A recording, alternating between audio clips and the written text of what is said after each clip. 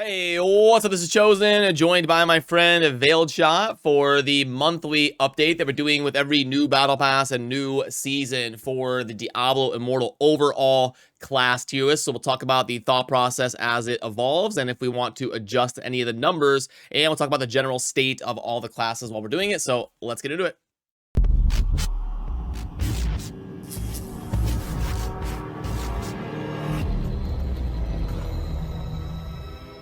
Doing well, doing well. Oh man, new update, lots of stuff to do. Yeah. And I know we were cracking through doing the warband stuff for like 3 hours yesterday and trying to learn all the new mechanics. And we're going to try to line up, a bunch of different content on all of our channels and maybe like a discussion talking about, all of the different things in the new update. But what we'd like to do is once a month update our website, and that's what you're seeing right here. So on the bottom of the screen is going to be the current rankings on the website, and then up top is going to be how we calculate that algorithm and port it over to the website. So we're going to go through that tier list spreadsheet that you see and update those numbers as we go. And if we want to remove sections, add sections, adjust the weighting, because all of them are worth different amounts and all of that. But first of all, Veiled, I know you're over on the Barbarian now. It feels like every time I do a collab with you, you're on a different class. So how's that treating you so far? So I'll say this. Barb is my favorite style. I think it's the most fun class in terms of like what I want to do. But the wizard has been the most fun I've had in the game because it's not only like a fun class, but it's also good. The Barb feels a little underwhelming. I'll say that. I see. Okay. And what makes it feel underwhelming? I think mainly, more so than anything, you have a lot of decent support skills. Like you have group sprint, group damage buffs, but then like I know some people disagree, but to me, like just purely based off of anecdotal experience as well as just like the numbers, the satyr is just dwarfs Barb support. So coming from like satyr and then filling a support role in dungeons, for example, it just feels like I'm just a worse satyr. And then like when I'm solo farming, I just don't do as much damage as other classes. So it's like both things in that scenario are a little bit worse. The one thing that the Barb has, obviously, that no other class has is the survivability. That is something that I've really enjoyed. It's just like running in there and never dying because you have so many different forms of invulnerability. Yeah, and they're the only class with a cheat death, like official ability. In Diablo 3, they've all got an ability where they can cheat death. But in Mhm. Diablo Immortal, the Undying Rage, we thought like during the beta and stuff when we were reading the skills, we were like, how is this going to be balanced? Like Barbarian and PvP, they've got this Undying Rage. They're the only one with something like that. So, yeah, we kind of knew that they were going to be a strong in the tankiness department. Yeah, yeah. And I think that really gets exasperated when you start to wail out on the Barb, to be honest. Oh, do you think the Barb is one of the stronger classes to wail on in terms of scaling with spending? Yeah, and honestly, this might be something to consider for the future of like the tier lists and stuff, is like how good a class is when you start to spend on it. In my opinion, you could use like JT if you want as like an anecdotal example, but based on, because I've experienced Wizard, Necro, and Satyr all at 3K resonance and Barb now, and out of all the classes, I feel like if I didn't have as much resonance, or if I had even more resonance, the Barb would just dwarf all the classes. Like you could start to one shot and never die as the Barb when you start to wail out insane amounts. Interesting. Yeah, that would be a good discussion for a collab at some point to get a few of us together and get maybe like a representative of each class that has at least like 3K resonance and try to iron that out and figure out who scales the best and the worst with spending. So, and we could even add that to the tier list maybe with the next update. So stay tuned to that. But we need to stay on topic and we need to get to the topic at hand. So I guess is there anything that jumps off the board? We're probably to a point where the tier list is pretty stable. I don't know that we really need to go through each cell individually. Is there anything that stands out to you? And then I'll let you know if anything stands out to me. So I mean, just on the Barb here after experiencing it, honestly, I would drop the solo content number a little bit, maybe to like a 7, um, maybe to even a 6. I know people will argue and say that, well, there's obviously all classes can finish solo content. The way I base solo content, kind of that rating, is like how quickly can you get through it, right? Like, can I farm open world solo quickly? Can I beat this boss quickly? And honestly, compared to the Wizard, Necro, and Satyr, they all have so much more damage in their kits. Generally, that is just so much easier on them. But I would say I'd bump up the dungeons a little bit, to be honest. Their damage buff is really solid. And if you do pair it with a Satyr, they're a really nice combo together because you get the crit rate buff, you get the damage buff. Really nice combo in those two. So the Barb, at least from my personal experience over the last couple of weeks here, those are the two things that I've really noticed outside of just playing it. Okay, and should we bump up the Wizard in solo to like an 8 or a 9 then? Yeah, I would say an 8 is probably good. They're kind of on par with the Satyr in terms of burst DPS. And the other thing I would note is I'd actually bump up the dungeons for Monk.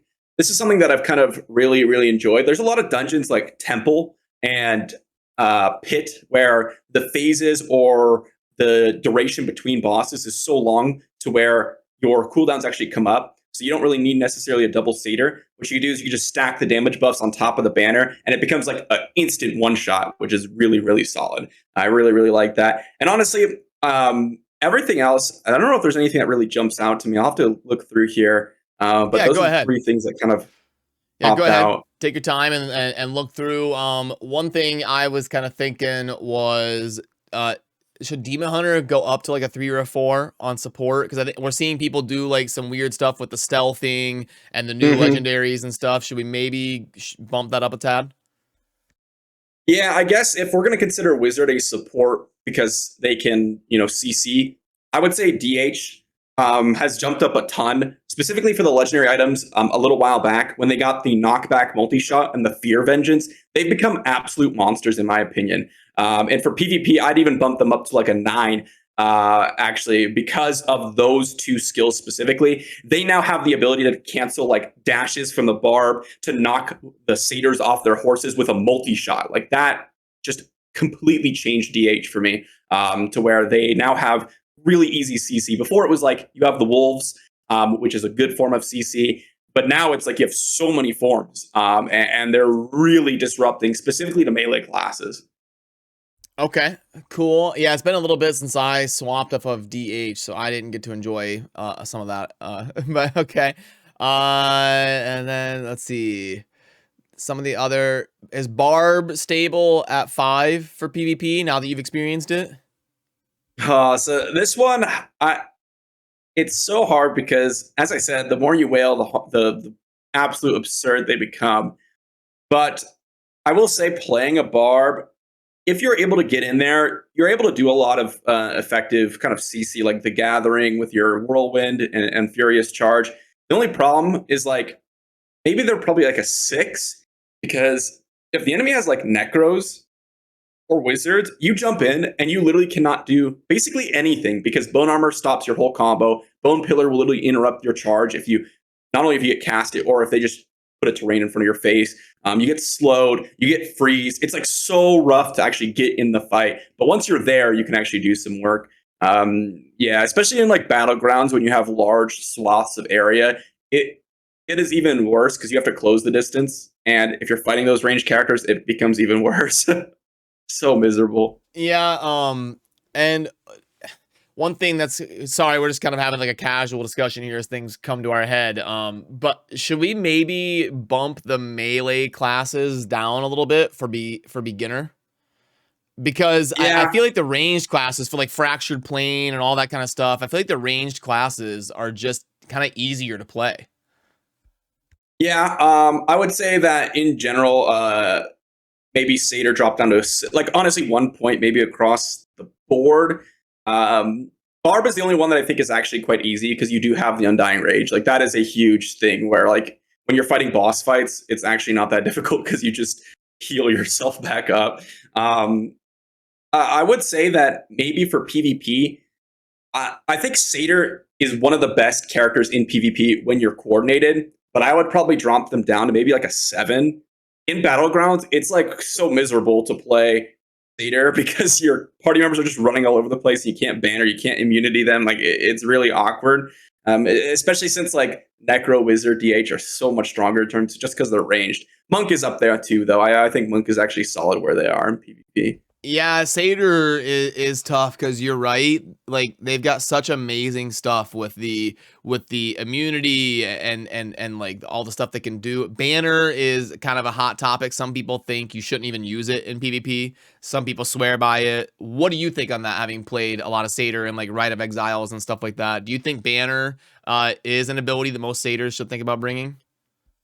I think personally, I think Banner is a must have for every build. I think a lot of people view it as like, oh, it's not good unless you're buffing up a party member. And in PvP, maybe in some scenarios, but let's say you're in a group scenario and you're coordinated. Banner to me is a must have. You can really play around your ranged units and really up their damage. One of the biggest combos that we coordinate, oftentimes we run with like Uni and Ula. And what I did is like, I'll sit on them, create an immunity field back where they're standing, and then stand in front of them with Banner. So now they're immune. I'm with Banner, and they can just shoot like 2 screens away with guaranteed crits. But I think that combo is super strong. And I think in solo PvP, you can make an argument in Battlegrounds that Banner isn't necessarily super good, and you could just run more CC. But if you are a whale satyr, one of the best ways to take advantage of your money is to run Banner, because you can run in and literally one-shot people with high resonance. I know that some people with like 5 to 6K resonance on our server, they'll run either super tanky builds, so they just never die, or they'll run Banner and then still be quite tanky and then one-shot you. So it really depends on what you want to do. I think Banner is always a consideration, though. I don't think it's ever bad. Yeah, so I've played Demon Hunter, and then I mained Demon Hunter for like 2 or 3 months or whatever, then switched to Crusader recently. And whenever I'm playing in like these Rite of Exile, Immortal fights and everything, coordinating with a team, similarly, that's how I love to play the Crusader. Is who's my carry, who's like my highest resonance damage dealer, and I just make sure I'm enabling them. So I call out to them, you have immunity, you have Banner, go. And I just, like you said, I just babysit my carry as the Necro, and we end up kind of playing the same way for sure. So yeah, I think in a coordinated team, Banner does make sense, but it's definitely a lot worse in Battlegrounds. I agree with everything you said there, having played Satyr. Let's see. Challenge rifts. I'm gonna make a hot button. I literally think Necro should just be a 10 in everything. That is the second thing I was gonna bring up after the Crusader banner thing and the melee classes. Yeah, we've had Necro. They just keep getting stronger every time we do this. Every time we do a tier list, they just keep getting stronger. So I was gonna say, should we bump them down? Should we bump them like up? Do we leave them like that? I mean, So initially, I was like, oh, they are solid in solo because you can hide behind your summons and they're tanky, but maybe they don't have as much damage as DH in dungeons. Oh, maybe they don't have as much support or whatever it is. But then I played the Necro. I played like 300 hours of the Necro, and they have the most insane support build in the entire game. They enable your team. Maybe you could argue like their support skills. They're not necessarily supporting directly, but then you have one of the most insane skills in bone armor, like a huge shield, and then you also have CC like knockback immunity, which is really really insane. And then their damage in PvP is low for sure. And you could argue that. So maybe the damage is maybe like a 7 or an 8. But when we're talking about dungeons, these guys are, if not the absolute strongest DPS in terms of burst DPS when we're talking about dungeons. Like when you get to a boss, you drop your summons, and then I experienced a 6-piece Shepherd set. I've also experienced a 4-piece Vithu set with attack speed. And these guys just have so much burst DPS with all the summons. You drop your curse, and you have like around like 8 to 10 seconds of just insane attack speed from your summons, and then you drop a banner on them and they just melt everything. It is just the most absurd thing I've ever seen. Honestly, I just cannot believe how strong Necro is.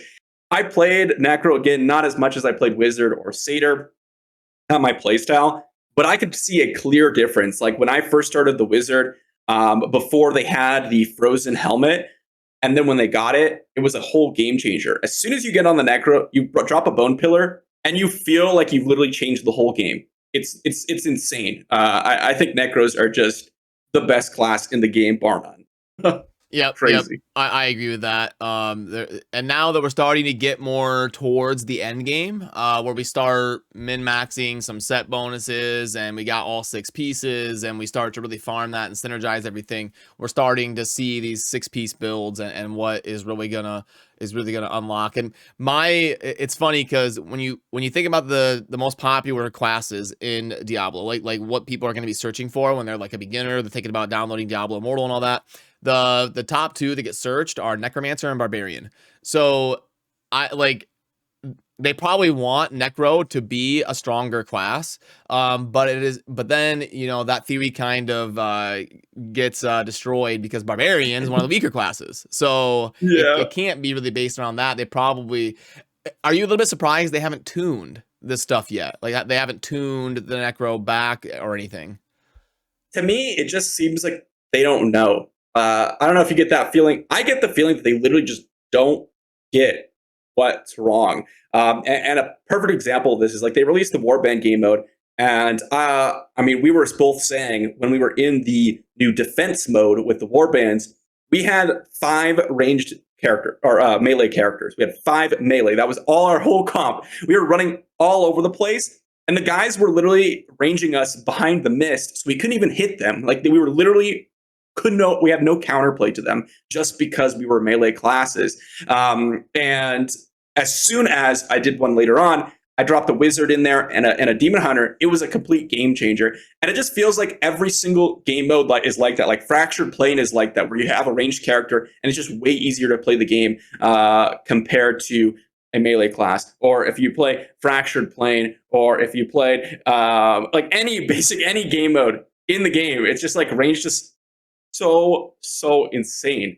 It's really weird to me. So I do think that more so than anything, melee classes need a buff. But as you're saying, Necro versus Barb, I'm a little surprised that they don't give a little bit more strength to the Barb in just pure power. Like if they buff the multipliers a little bit, I would think that would help a lot. Or even just give them a legendary item that allows them to immune some sort of CC. To me, like the Barb is like the quintessential charge in character. And when you have a character that wants to charge in and you have literally get stopped by any tiny bit of CC, it feels a little awkward. So yeah, it's just a little weird to me, honestly. I really just think that they don't know how to balance their range versus melee classes. Yeah, the Barb should be the strongest like melee damage dealer. It's got the dual wielding axes. It runs in there and just goes crazy, frenzy. The Crusader should be like the tankiest, most support melee class, and the Monk should be like the most mobile, the most combo heavy, the most synergistic. It's kind of how I would think of the melee classes. And right now the Barb isn't kind of cranking out as much damage as it probably should. Yeah, and I think that mainly comes to pass just because it's hard to play a melee class, really. Like that's really what it comes down to most of the time. The Monk can get by because they have so much mobility and what I would call iframes or like invincibility frames, so they can like jump over certain abilities or just completely immune them, which makes them interesting. And arguably, one of the things that I think of when people say actually Monk is one of the strongest classes in PvP, and you think about it, in my opinion, the reason why is because they have CC immunity. They have an ability that gives themselves CC immunity, and that's one of the strongest things in PvP, and it makes it so that they can actually compete. Because if they didn't have that, I mean, they get bone pillared and just the same as Strider and Barb, to be honest. Yeah. Okay. And then do we adjust the weights at all? Does that look? Do we lower any or make any? I know last time we bumped up PvP a lot because that's like the tough content in the game that you need to be ready for, and we bumped up dungeons because we were going to start grinding these hell 5 6-piece sets and all that stuff was the changes we made last time. Yeah, so I would even go a little bit harder on that in terms of dungeons. So, in my opinion, challenge rifts were a way to push the game and get some extra combat rating. But now that combat rating means less because you're already at the peak difficulty, in my opinion, I think challenge rifts are a little bit less weighted. So maybe like 5%. And then dungeons to me are like one of the most important pieces of content in the game. Like I would consider PvP the quintessential, this is what you're competing for as the end game players that are trying to compete. And then dungeons are the way to go and get the power in PvP, because set items are complete game changers. I'm sure you have noticed, like Mount Bank set is just absurd. Vithu set changes your account. Grace set can just randomly hit crit for like 70k damage. It's honestly just absurd how powerful dungeons are in terms of how powerful set items are. Yeah, I'm just making a couple adjustments here. So I've got 2 points to distribute. Do you think I should make dungeons even or bump up PvP even more? I would say bump up PvP even more because, in my opinion, you balance around the hardest content in the game, and dungeons are easy. Let's face it. Like, open world farming is easy. PvP is really what you're trying to min max for, usually. So that's what I would put the most weight in for me. I know there's people, large majority of people, that don't even engage in the content. So that you can just ignore that weight and just dump it all into dungeons. Yeah, okay, cool. Let me get the pen out here and we can start marking this down. So what's it look like? I guess you won't be able to see, but so number 1 is going to be the Necro. And then at 9.5, number 2 is going to be still the Satyr. Okay, number 2, and then number 3 after the 8.5 is going to be the Demon Hunter. It looks like... Oh, so Demon Hunter supplanted Wizard. Last time it was Wizard at number 3. Now it's going to be Wizard at 4. And then at 5 and 6 stay the same. We've got 5 Monk, 6 Barb. And the gap stayed about the same. Demon Hunter goes from a 7.7 to an 8.35. Pretty solid there. Wizard actually went up, just not as much as the Demon Hunter, and the Satyr dropped a little bit. So, okay, cool. That ends up being kind of the update here. Did you have anything else you want to touch on while we're here and talking about the tier list? I will say, just so we can say that we said it in the video, because you're gonna get some comments that are like, "Oh my goodness, the Wizard is so low." In general gameplay, I completely agree with this. Like, Satyr, you want a Satyr in every single game mode. You want a Necro in every single game mode across the game. And then after that, you can kind of mix and match, although there's some better options. So when we're talking about general gameplay, and I'm looking and I'm grinding my solo content or my group content, I want a Necro and Satyr. That's just what it is. Yeah, it's hard to argue with that, and like you said, it's not that like Wizard, Monk, etc. are bad classes. It's just when you rank things, you have to split hairs. You have to pick a 1, 2, 3, 4, 5, 6. You can't just put everybody number 1. You gotta rank them somehow. So no matter who you put at number 4, number 5, whatever, you're gonna get some people that are like, what, so and so should be higher, but. But that's the fun of it, you know. I encourage all of you to leave comments down below, because we revisit this once a month, and we do read input from top players, people in the community, teammates, all sorts of different people, high resonance, low resonance. So the more input, the better. Don't shy away from letting us know. But yeah, thanks for joining me, Veiled, and I'm sure we'll be in touch soon. I will link to Veiled Shot's channel down below. Definitely want to check him out. He's one of the best sources for Diablo Immortal news and content. So yeah, thanks, Veiled. Yeah, thank you for having me. All right, we'll see you.